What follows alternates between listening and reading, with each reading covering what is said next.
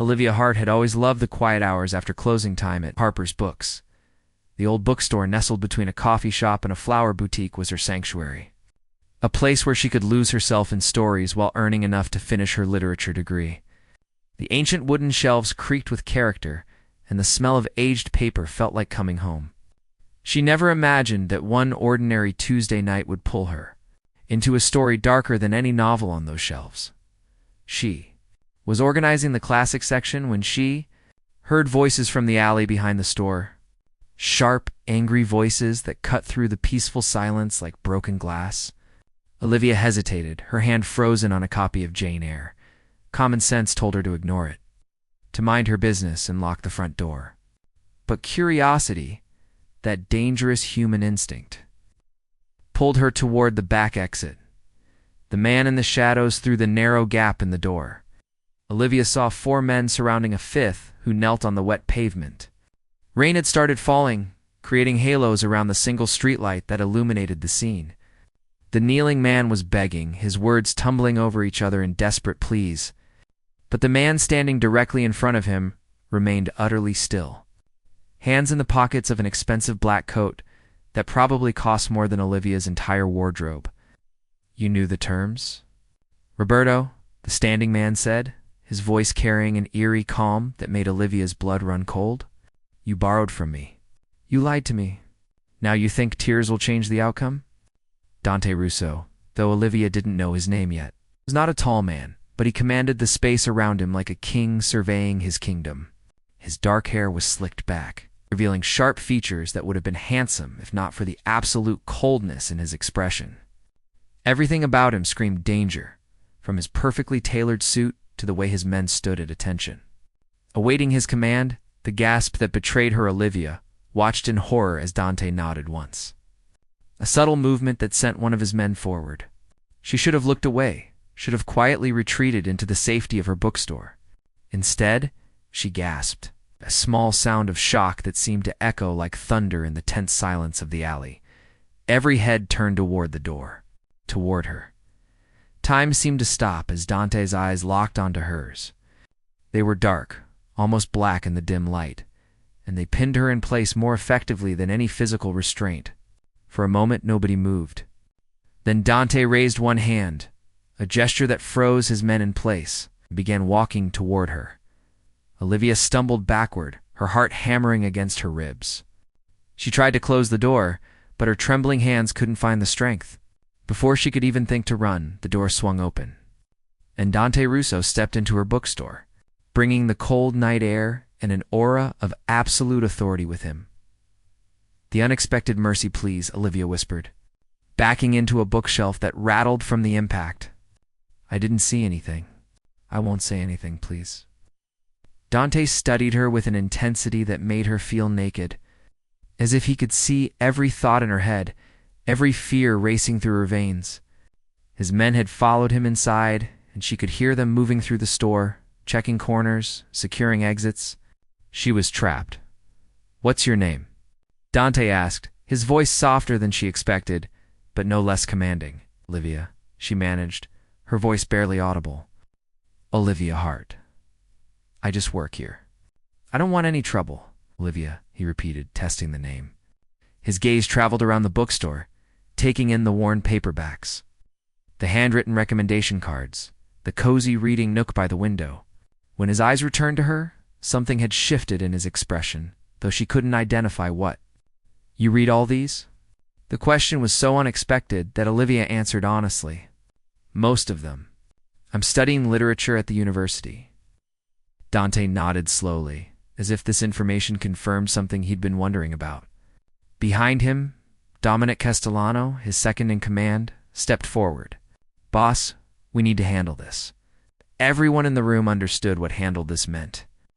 Olivia felt tears burning in her eyes, and she hated herself for the weakness. But she couldn't stop them. She thought of her sister Sophia, who would wonder where she was. She thought of her unfinished degree, of all the books she'd never get to read. The decision that changed his world, no. Dante said simply, still looking at Olivia. "Leave her." Dominic's eyebrows rose in surprise. "Sir, she witnessed—" "I know what she witnessed," Dante interrupted, his tone leaving no room for argument. "And I'm telling you to leave her. Alive. Untouched. Is that clear?" "Yes, sir," Dominic replied. Though confusion was written across his face, Dante took a step closer to Olivia, who pressed herself harder against the bookshelf. He reached out slowly, giving her time to see his movement, and gently wiped a tear from her cheek with his thumb. The gesture was so unexpectedly tender that it shocked her into stillness. "You have nothing to fear from me, Olivia Hart," he said quietly, and she almost believed him. "But you will not speak of what you saw tonight. Not to the police, not to your friends, not to anyone. Do you understand?" Olivia nodded frantically. "Good."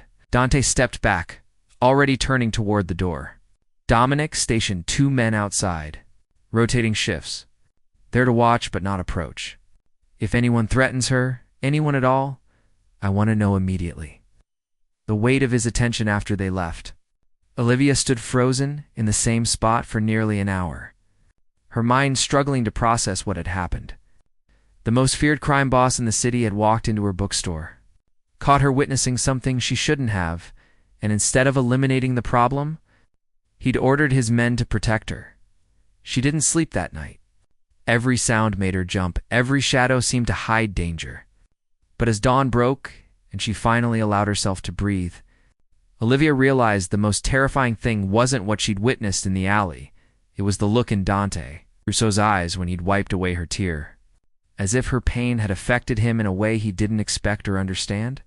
As if in that moment, she'd become something more than a problem to be solved.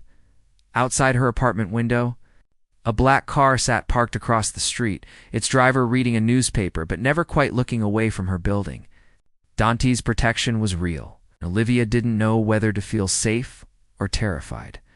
The innocent bookstore worker had caught the attention of the city's most dangerous man, and her quiet life would never be the same again. 3 days passed before Olivia saw Dante again, but she felt his presence constantly. The men in the black car changed shifts like clockwork.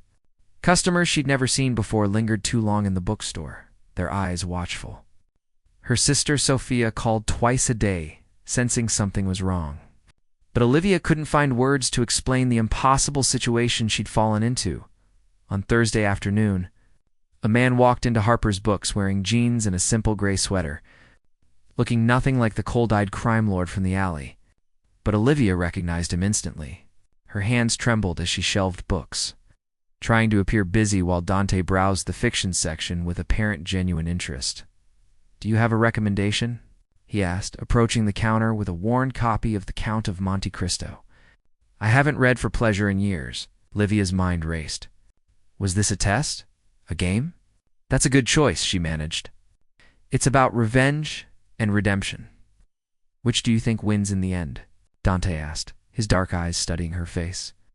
"I think," Olivia said carefully, "that depends on whether the person seeking revenge can remember who they were before they were hurt." Something flickered across Dante's face, an emotion gone too quickly to identify. He bought the book, paying with crisp bills that he placed on the counter without looking at the price. As he turned to leave, he paused. "Thank you, Olivia," the way he said. Her name made her shiver. The conversations that revealed too much Dante returned the next day, the day after that. Each time he bought a book based on her recommendation, and each time they talked a little longer. He asked about her studies, her thoughts on the stories she loved, what made her choose literature over something more practical. Olivia found herself answering honestly, drawn into conversations that felt surreal given who he was. "Why do you love books so much?" Dante asked one afternoon, genuine curiosity in his voice. Olivia considered the question while wrapping his purchase. A collection of poetry by Pablo Neruda. "Because stories show us who we could be, not just who we are. They give us hope that change is possible, that people can be better than their circumstances. And you believe that?" Dante leaned against the counter, closer than he'd been before. "That people can change?" "I have too," Olivia said softly. "Otherwise, what's the point?" Dante stared at her for a long moment, and she could see thoughts moving behind his eyes like shadows. "You're very different from anyone I've ever met." "I'm just ordinary," Olivia protested. "No," Dante said firmly. You're not. The sisters warning Sophia showed up at the bookstore unannounced on Saturday, her eyes sharp with concern. As a nurse at the city hospital, she'd developed an instinct for trouble. And right now, all her instincts were screaming. "Livy, who's the guy in the expensive car who's been following you?" Sophia demanded, pulling her younger sister into the back room. "Don't lie to me." "I saw him watching the building when I came in." Olivia's stomach dropped. "It's nothing. Just someone making sure I'm safe." "Safe from what?" Sophia's voice rose. "What have you gotten yourself into?" Before Olivia could answer, the bell above the shop door chimed. Both sisters looked up to see Dante walking in, but this time he wasn't alone. Dominic followed closely, and the easy, almost gentle demeanor Dante had shown Olivia over the past week vanished instantly. "Olivia Hart," Dante said, somehow knowing who she was without introduction. "Your sister is under my protection. That includes protection from questions that could put her in danger."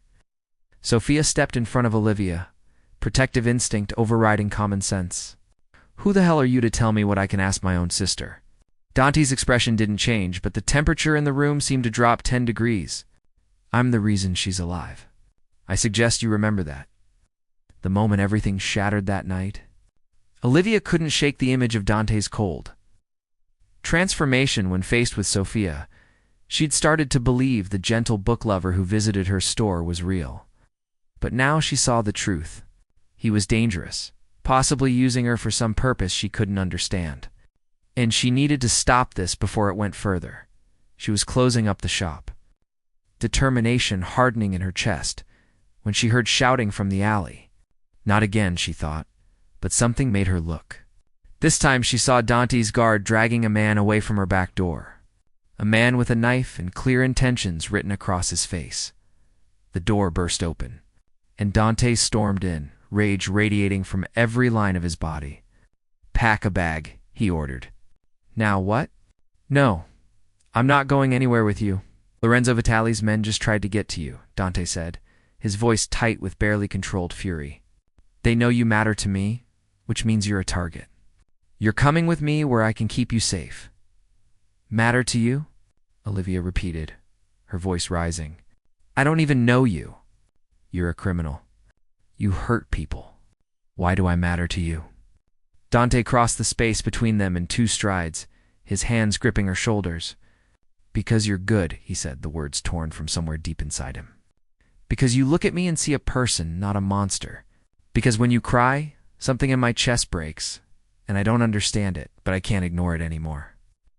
Olivia stared up at him, seeing desperation in eyes that had seemed so cold in the alley. "This is insane." "I know," Dante said, "but you're in danger because of me, and I will burn this entire city down before I let anyone hurt you." The choice she didn't want to make, the attack on the bookstore, made the news as a random robbery attempt. But Olivia knew the truth. She also knew that staying in her normal life meant putting everyone around her at risk. Her sister, her co-workers, even the regular customers who browsed the poetry section every Tuesday. Dante had offered her a room in one of his properties. Protection, safety. He'd also been honest about what accepting meant, that she'd be entering his world, that there would be no easy way back to normal. "I need time to think," Olivia told him. "You have until morning," Dante replied. "After that, I'm moving you whether you agree or not." That night, Olivia sat in her small apartment surrounded by books and tried to make sense of the impossible situation. The smart choice was obvious. Go to the police. Enter witness protection. Disappear. But when she closed her eyes, she saw Dante's face when he'd talked about her tears. The vulnerability he'd shown when admitting she mattered to him. He was a criminal, a killer, a man who'd built an empire on fear and violence, but he was also someone who'd shown her unexpected mercy, who'd read the books she recommended and discussed them with genuine interest, who'd looked at her like she was something precious in a world that had forgotten how to be gentle. Sophia called again at midnight. "Whatever you're thinking, don't do it, Livy. Men like that don't change." "What if he could?" Olivia whispered. "Then you'd be destroyed in the process," Sophia said. "Please, come stay with me. We'll figure this out together." But as Olivia looked at the black car still parked outside, at the guard who would follow her wherever she went, she realized the choice had already been made. The moment Dante Russo had walked into her bookstore and decided she mattered. Her quiet life had ended. Now she had to decide what came next. Olivia woke in a bedroom 3 times the size of her entire apartment, silk sheets cool against her skin and morning light filtering through floor-to-ceiling windows. Dante's penthouse occupied the top floor of the most exclusive building in the city. All marble floors and modern art that probably cost more than she'd earn in a lifetime. It was beautiful, luxurious, and felt like a prison. She'd made her choice at dawn, calling Dante to accept his protection. Within an hour, his men had moved her essential belongings, while she said a tearful goodbye to Sophia, promising her sister this was temporary, even though both of them knew she was lying. Now, 3 days later, Olivia felt trapped between 2 worlds. She attended her university classes with armed guards disguised as students watching from the back row. She worked at the bookstore, but customers had dwindled, scared off by the intimidating men who lingered outside. Her normal life was collapsing, and in its place was this strange existence of luxury and danger.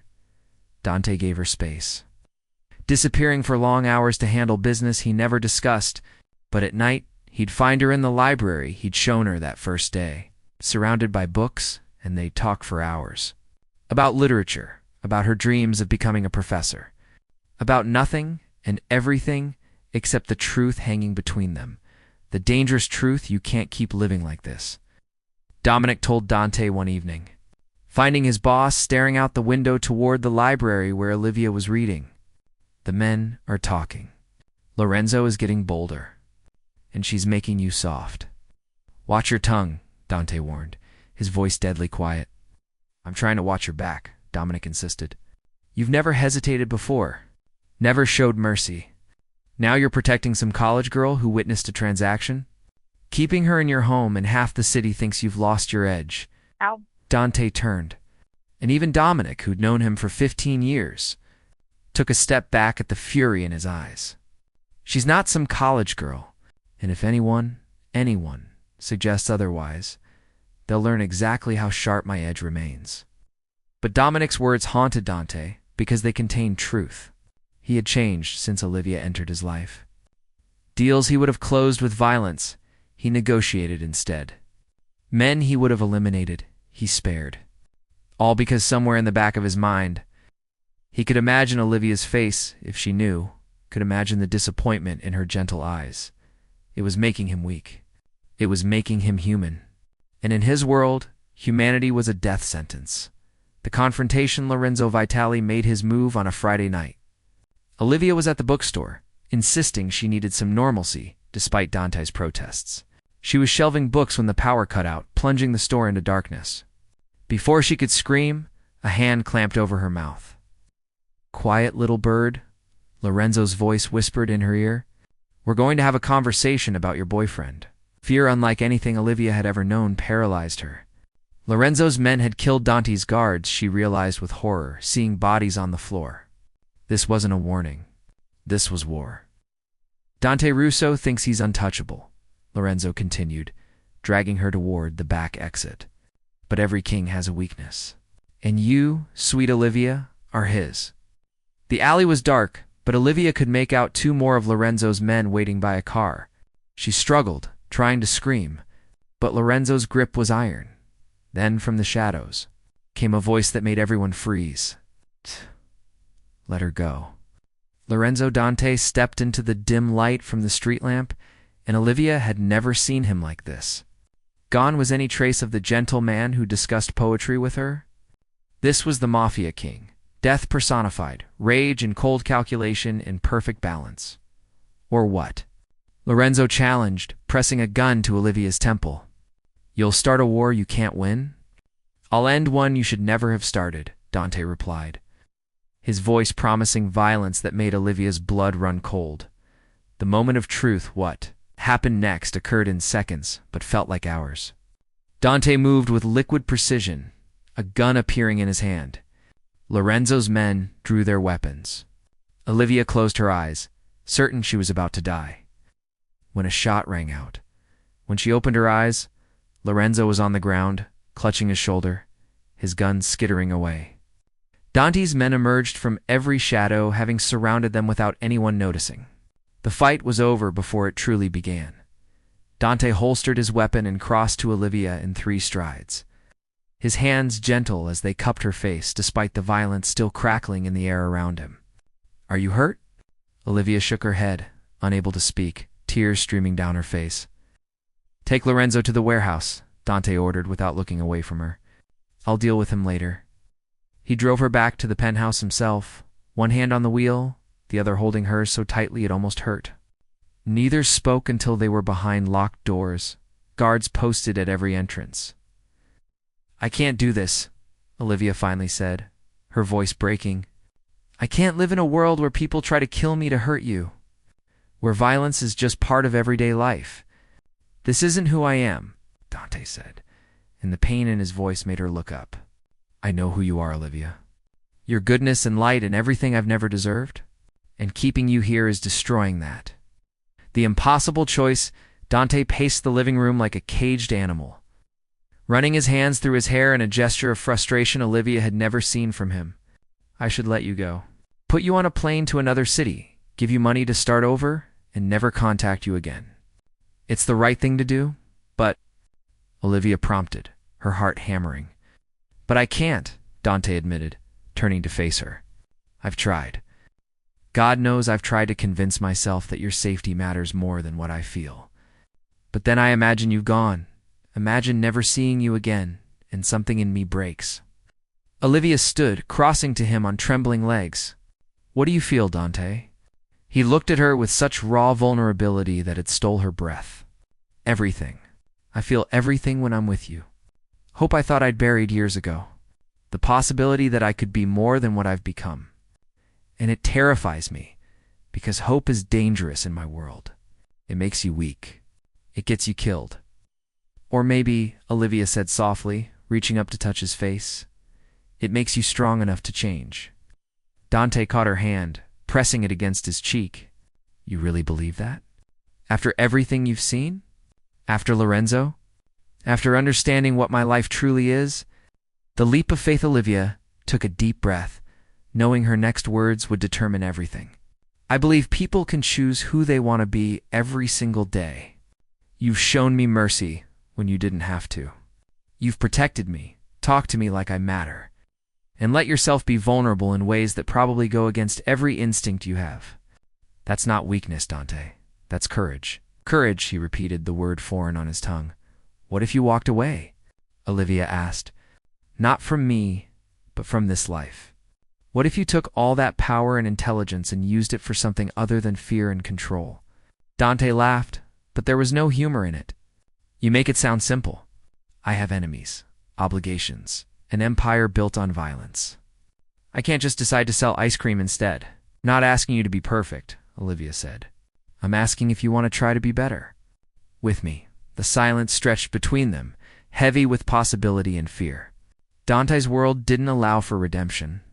Men like him didn't get happy endings. But as he looked at Olivia, seeing the hope and trust shining in her eyes despite everything she'd witnessed, he felt something shift deep inside his chest. "It would be dangerous," he warned. "The transition alone would paint a target on both our backs. My rivals would see any change as weakness, and I can't promise I won't slip back into old habits when threatened." "I know," Olivia said, "but I'd rather face danger trying to build something real than live safely with regrets about what might have been." Dante pulled her close, pressing his forehead against hers. "You're asking me to choose between the devil I know and the man I could become? That's a terrifying leap of faith." "Then we'll jump together," Olivia whispered. The new beginning, the changes didn't happen overnight. Dante began the slow, dangerous process of legitimizing his operations, transferring power and making enemies into negotiating partners. Lorenzo recovered and surprisingly became an unlikely ally when Dante saved his life during a coup attempt from within Lorenzo's own organization. Trust was built in inches, not miles. Olivia returned to her studies, but she also became Dante's conscience, the voice that asked, "Is this necessary?"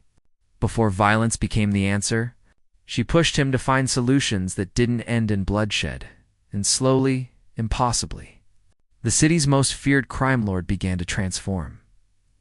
6 months later, Olivia stood in the rebuilt bookstore, now expanded and renamed Hart and Russo Books. Dante had insisted on being a partner, using his resources to create the kind of community space she'd always dreamed of. It was small in comparison to his former empire, but the pride in his eyes as he watched her teach a children's reading group meant more than any amount of power. "Happy?" Dante asked, wrapping his arms around her waist from behind. "Getting there," Olivia replied, leaning into his embrace. "What about you?"